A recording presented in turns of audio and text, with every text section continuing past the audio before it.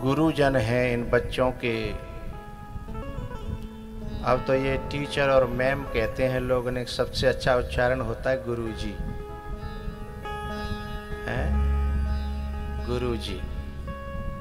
तो ये इनके जो गुरुजन हैं ये इन बच्चों को लेकर के आए हैं, तो इनके हिसाब से भी थोड़ी थोड़ी हम इनको चूरन, चटनी, दवाई कथा के माध्यम से, क्योंकि इनके जीवन की शुरुआत है।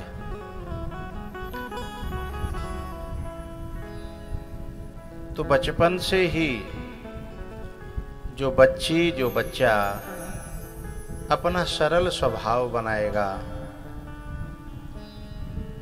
सहज स्वभाव बनाएगा, विनम्रता का बनाएगा, वह व्यक्ति जीवन भर हर जगह सफल हो जाएगा।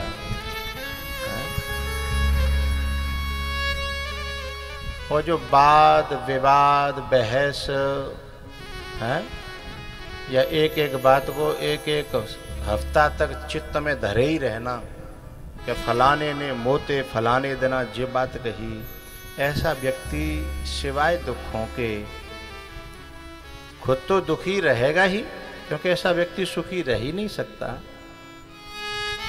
लेकिन वो औरों को भी दुखी करके रखेगा।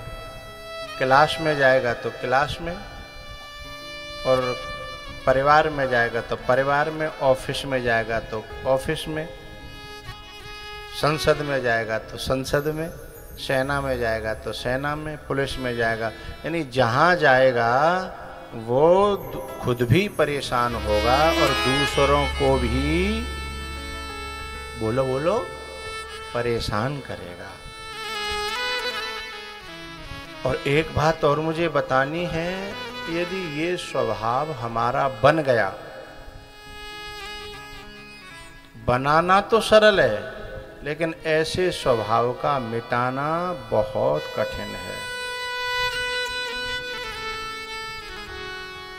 ऐसे स्वभाव का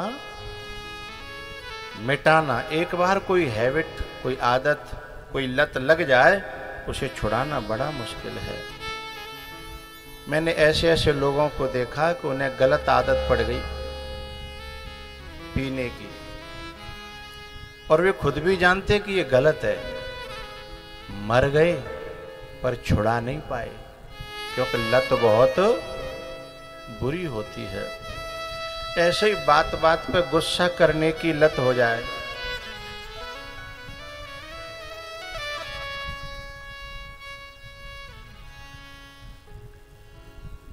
ऐसे बात बात पे जिनको गुस्सा करने की, अच्छा गुस्सा जब आता है ना, तो ये सती की बात कर रहा हूं मैं, सती के चरित्र से जो उठाना चाहिए हम वो उठा रहे हैं। गुस्सा आता है तो हमारा मन जो है ये दलील देता है, हमको झूठ से बहुत नफरत है,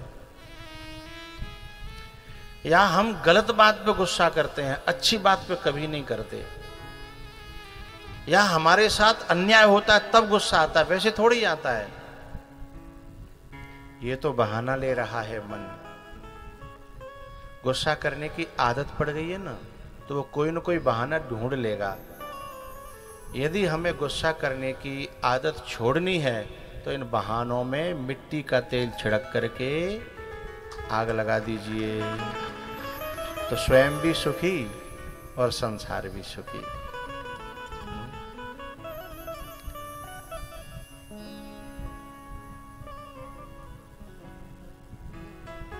सती जी जो है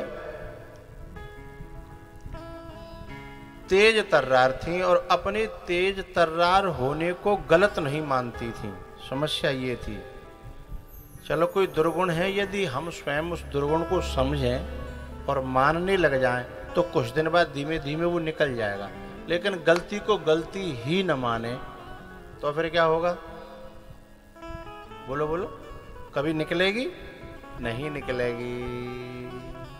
हम यही कहते रहेंगे कि I am right, I am right, I am right, you are wrong, you are wrong, तो जिंदगियां बीत जाएंगी, लेकिन बात बनने वाली नहीं है। हम सभी किसान लोग हैं। हमारे यहाँ बड़े बूढ़े लोग खेतों पे रखवाली के लिए रख दिए जाते हैं। अच्छा एक बात बताइए भैया, बड़ा बूढ़ो कछु नहीं करेगा तो रखवाली के काम आवेगा, ये हम सब लोग मानते हैं और कहते हैं। कछु नहीं करेगा तो रखवाली के काम आवेगा। अच्छा ये बताओ, रखवाली करने वाला हृष्ट पुष्ट जवान होना चाहिए कि बड़ो बूढ़ो? भाई रखवाली करवे वालो तो ताकतवर होना चाहिए, बाकी हाथ में हथियार भी होना चाहिए। अब रखवाली करवे के लिए वो डार दो जा पे खुद न उठे हो जाए, न बैठे हो जाए, न बोले हो जाए, और कोई बात पर है तो हल्ला नहीं करे हो जाए, नेक बोली में भी खांसी उठ रही है, ऐसे व्यक्ति को रखवाली के लिए डाल दिया। लेकिन मुझे एक बड़ी प्यारी बात कहनी है इससे। क्या वो इसलिए रखवाली के लिए डाला जाता है, उसे लड़ना नहीं है, झगड़ना नहीं है, युद्ध नहीं करना है, बस एक काम करना है। बोले क्या? चोर की पैछर मिल जाए तो केवल खांसना है, और खांसत है में चोर को पता चल गया कि जग रहा है, सोई दर भागे को, क्योंकि चोर के पांव ज्यादा नहीं होते हैं, बस बाजी मालूम पड़ जाए कि जी जग रहा है, इतने में बात बन जाती है ना। ऐसे ही मेरे भैया, यदि दुर्गुणों को, विकारों को, हमारे मन के क्रोध को, ईर्ष्या को, द्वेष को, ये विकार हैं, चोटनाएं जो हमें बर्बाद कर रहे हैं, हमें, हमारे घर है, हमारे कैरियर है, ये सबको बर्बाद कर रहे हैं। लेकिन इनमें ज्यादा दम नहीं होती। हम इनके पक्ष में खड़े न हों, हम इसको सहारा न दें, हम ये न माने कि ये हमें दुर्गुण नहीं है, ये दुर्गुण हम में है, हम इससे परेशान हैं, तो हम केवल इस पर निगाह रखना शुरू कर दें।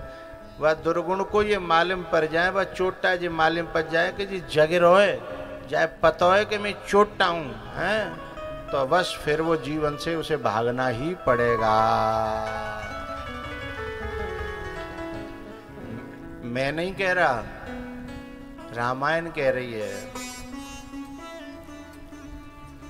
जाने ते छीजहि कछु पापी, जाने ते छीजहि कछु पापी। केवल जानने मात्र से कि ये दुर्गुण है, ये विकार है, तो छी जाए, छियंते चास्य कर्माणी, वे विकार, वे दुर्गुण नष्ट होने लगते हैं, छीज हैं। तो सबसे पहले हम अपने विकारों को अपने अंदर स्वीकार करना शुरू करें बचपन से ही।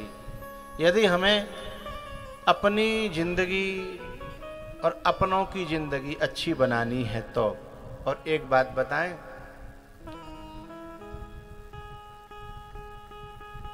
मुर्दे में और जिंदे में यदि पहचान करी जाए तो क्या पहचान है? कुछ लोग कहेंगे सांस नहीं चल रही है, एक की सांस चल रही है। कुछ लोग कहेंगे एक बोल रहा है, एक नहीं बोल रहा है। लेकिन मैं एक बात कहूंगा, 24 घंटा दो ने घर पे धरे रहने दो, जिंदे को भी मुर्दे को भी। 24 घंटा के बाद जब एक हलाओगे तो अकड़ जाएगा, और दूसरे हलाओगे तो मुलायम होगा और झुक जाएगा, नब जाएगा, हाँ या ना? तो जो अकड़ जाए वो जिंदा, मुर्दा, और जो झुक जाए, जो नब जाए, वो। बच्चों से पूछ रहा हूं, विद्यालय के बच्चे बच्चियों से, जो झुक जाए वो जिंदा, और जो अकड़ जाए, तुम में कौन कौन मुर्दा है बताओ? अब कोई तो नहीं है ना, सब झुक जाते हैं, हैं?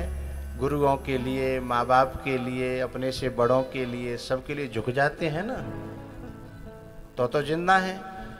लेकिन तुम में कोई एक आध दो चार तो ऐसे होंगे और होंगी जो जान चली जाए पर झुकेंगे नहीं। हाँ? तो वे भले ही कहें कि हम जिंदा हैं, पर जिंदा है नहीं, है ना। झुकता तो वही है कि जिसमें जान होती है, झुकता तो वही है कि जिसमें जान होती है, और अकड़न तो मुर्दे की पहचान होती है। पता नहीं किसने डायलॉग बना दिया, सर कटा सकते हैं लेकिन सर झुका सकते नहीं। अरे झुकाता नहीं था रावण सर को, गुरु के सामने भी नहीं झुकाता था। ऐसे कटे डरे रणभूमि में, और एक नहीं 10 नहीं, बाइक वरदान प्राप्त हो को जितने कटेंगे उतने फिर उपजाएंगे। तो राम काटते गए और वे उपजत गए, काटते गए उपजत गए। सवेरे ते सांझ तक युद्ध भूमि में चारों तरफ रावण की खोपड़ी खोपड़ी खोपड़ी खोपड़ी खोपड़ी खोपड़ी बिखर रही। जब रावण मर गया विभीषण के सहयोग से, जब मरा तो मंदोदरी रोने के लिए आई। अच्छा, मंदोदरी रोने के लिए आई तो मंदोदरी ने देखा रणभूमि में जैसे प्रवेश किया तो एक गौधुआ, गीदड़ और रावण की खोपड़ी, सांझे गई अंधेरों से होने लगे, तो रावण की खोपड़ी है मुंह में लटका के लेके भागे रहो। मंदोदरी ने अपना माथा पकड़ा, हाय राम, ये वही खोपड़ी है जिस पे इतना घमंड करता था ये रावण कि सर कटा सकते हैं लेकिन सर झुका सकते नहीं। ये वही खोपड़ी है। अरे दुनिया वालों, इस खोपड़ी से कुछ सीख लो। अभिवादनशीलस्य नित्यं वृद्धोपसेविनः चत्वारितस्य वर्धन्ते आयुर्विद्या यशो बलम। जिसने झुकना सीख लिया है, जिसके दिल में मुलायमियत आ गई, नम्रता आ गई है। और गाँव में बड़े बूढ़े एक बात कहते हैं, छोटो बन के सबने खायो, बाप बन के काउने ना खायो। अखड़ने का मतलब बड़े बनने की कोशिश।